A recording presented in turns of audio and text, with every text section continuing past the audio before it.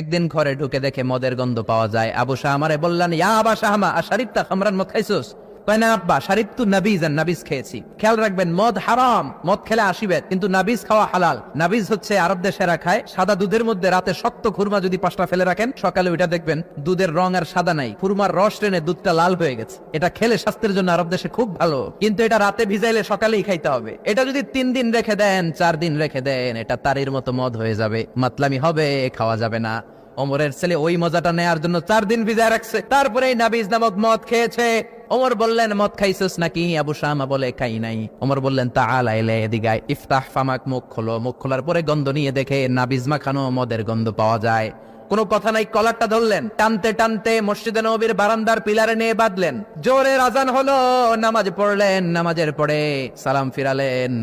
সালাম ফেরানোর পরে বললেন, মাকানাকুম ইনদানা হাদ। নামাজের পরে সুন্নত পরে সবাই বসবেন, একটা বিচার আছে। এই গুরুদণ্ড, এটাকে আরবিতে বলে হাদ, প্লুরাল হচ্ছে হুদুদ। সবাই যখন ওযু করে ঢুকতেছিল, বারান্দায় দেখে ওমরের ছেলে বাধা। সবার চিন্তা, হায় হায় কি ঘটনা ঘটলো, প্রেসিডেন্টের ছেলে পিলারের মধ্যে বাধা কেন? নামাজের পরে হাজার হাজার সাহাবী সবাই বলল, খলিফা কি হয়েছে? মাল আমর, হোয়াট হ্যাপেন্ড? ওমরে ফারুক বললেন, এটাই নাবিজ খেয়েছে, তবে এটা মদ হয়ে গেছিল, এখন আশীর্বাদ দিব। কানা ঘুষা, কানা ঘুষা। হাজার হাজার সাহাবী, কেউ কেউ বলল, খলিফার ছেলে তো মনে হয় মারবে না, ধমক দিয়ে ছেড়ে দিবে। এরকম কিছু বিচার দেশে আছে না নাই? মিলায় দেয়, ঘুষ খাইয়া সাইরা দেয়। এমপির পোলা হইলে 7 খুন মাফ, চিল্লা এখন ঠিক না? কেউ বলে না, ওমর সারার পাত্র না, তবে 80টা মারবে না, 40টা দিবে অ্যাটলিস্ট। কয়টা? ওমর ফারুক চেয়ারে বসলেন, হাজার হাজার মানুষ, পিনপতন, নীরবতা। জল্লাদরে বললেন, হাতি জিলদ মিন বাইতুল মাল, বাইতুল মালের ঘর থেকে খেজুর গাছের চামড়া দিয়ে বানানো বড় সাইজের একটা চাবুক আন, সবচেয়ে বড় টানবি। সবচেয়ে বড় টানা হলো। এবার ওমরে ফারুক বললেন, ইবদা বিসমিল্লাহ, শুরু কর আল্লাহর নামে। তাই যেন ওমরে ফারুকের সামনে দাঁড়িয়ে জল্লাদ মারবে 80টা বাড়ি।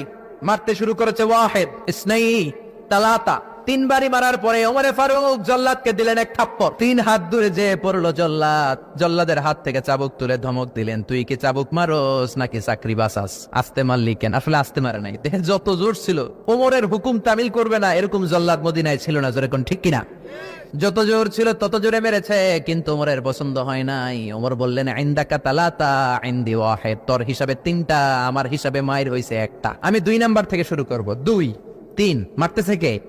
মদিনাতে ওনারসে পালোয়ান আর কেউ নাই। এক একটা বাড়ির আগাতে ওমরের ছেলে আবু শামা চিৎকার করে কাঁদে।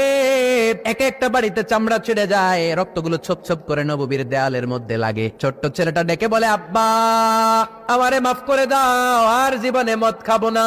সাইয়েদনা ওমরের পাষাণ হৃদয় নরম হয় না, কারণ আসাদ্দুহুম ফি আমরিল্লাহি ওমর।